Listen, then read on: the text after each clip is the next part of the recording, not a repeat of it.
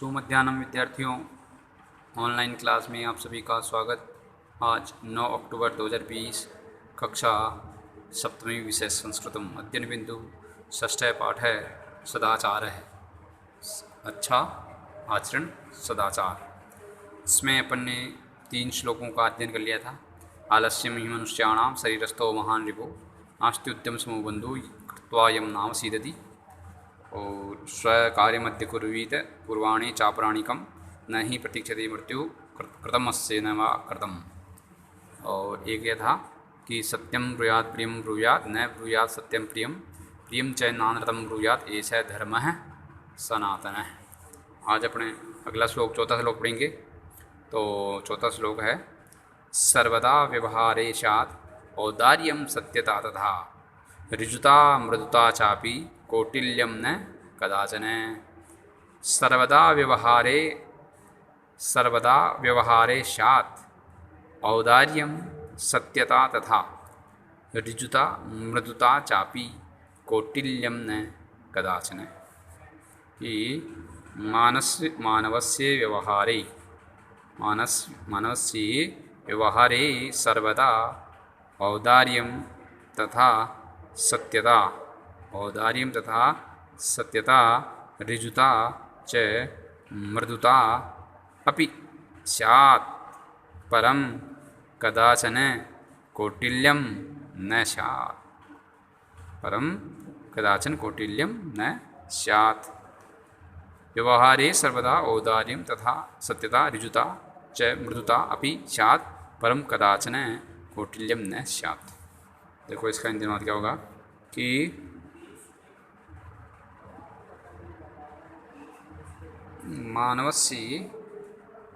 मनुष्य के व्यवहार में इसमें इस श्लोक में जो है कवि कहता है कि मनुष्य के व्यवहार में सर्वदा हमेशा, मनुष्य के व्यवहार में सदैव हमेशा औदार्यम उदारता, सत्यता सत्य का भाव, मनुष्य के व्यवहार में सदैव हमेशा सत्यता उदारता, औदार्यम उदारता, सत्यता मतलब सत्य का भाव, ऋजुता सरलता और मृदुता कोमलता भी होनी चाहिए। मनुष्य के व्यवहार में हमेशा उदारता, सत्य का भाव, ऋजुता मतलब सरलता और मृदुता मतलब कोमलता भी होनी चाहिए। परम लेकिन कभी भी, कदाचन मतलब कभी भी, कौटिल्यम कुटिलता टेढ़ापन नहीं होना चाहिए। लेकिन कभी भी उसके व्यवहार में कुटिलता या टेढ़ापन नहीं होना चाहिए। मनुष्य के व्यवहार में हमेशा जो है वो उदारता होनी चाहिए, सत्य का भाव होना चाहिए, उसमें सरलता होनी चाहिए और कोमलता भी होनी चाहिए, परंतु कभी भी कुटिलता अर्थात टेढ़ापन नहीं होना चाहिए। ठीक है, यह है इसका अर्थ। अब अगला श्लोक देखो। अगला श्लोक है 5वां। श्रेष्ठम धनम गुरुम चापी मातरम पितरम तथा। श्रेष्ठम जनम गुरुम चापी मातरम पितरम तथा मनसा कर्मणा वाचा सेवेत सततम सदा। क्या कहा देखो कि श्रेष्ठम जनम गुरुम चापी,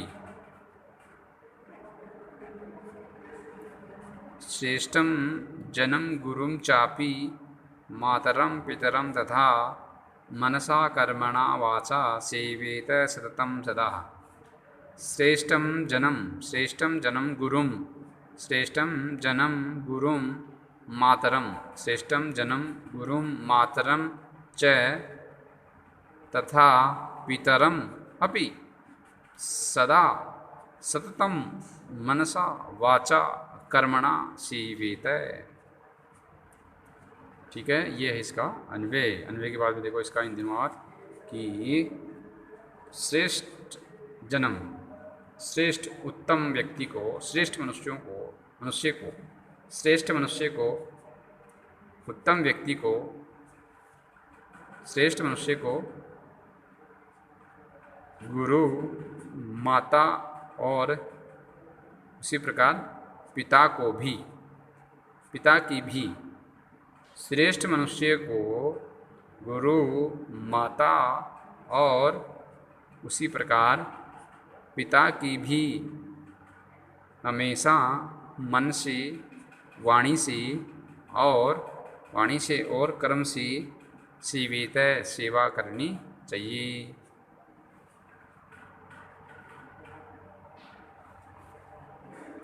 ठीक है। तो जो व्यक्ति अर्थात श्रेष्ठ व्यक्ति तो जो होगा, उस श्रेष्ठ व्यक्ति को जो है गुरु की जो है गुरु की और माता की, और गुरु और माता के समान पिता की भी हमेशा निरंतर मन से, वाणी से और कर्म से सेवा करनी चाहिए। ठीक है, ये इसमें कहा है। लेकिन ऐसा व्यक्ति कौन होता है? श्रेष्ठ व्यक्ति कहलाता है, जो गुरु की भी सेवा करता हो, माता की भी सेवा करता हो और पिता की भी सेवा करता हो। ऐसा व्यक्ति श्रेष्ठ व्यक्ति, उत्तम व्यक्ति कहा जाता है। ठीक है। अब देखो अगला श्लोक है, मित्रेण कलहं कृत्वा न कदापि सुखी जनः इति ज्ञात्वा प्रयासेन तदैव परिवर्जयेत्। मित्रेण कलहं कृत्वा न कदापि सुखी जनः इति ज्ञात्वा प्रयासेन तदैव परिवर्तयेत्। कि मित्रेण कलहं कृत्वा जन कदापि सुखी न, मित्रेण कलहं कृत्वा जन कदापि सुखी न इति ज्ञात्वा जन प्रयासेन तदैव परिवर्जयेत्। ठीक है। तो इसका क्या अर्थ है कि मित्रेण सह कलहं कृत्वा, मित्र से झगड़ा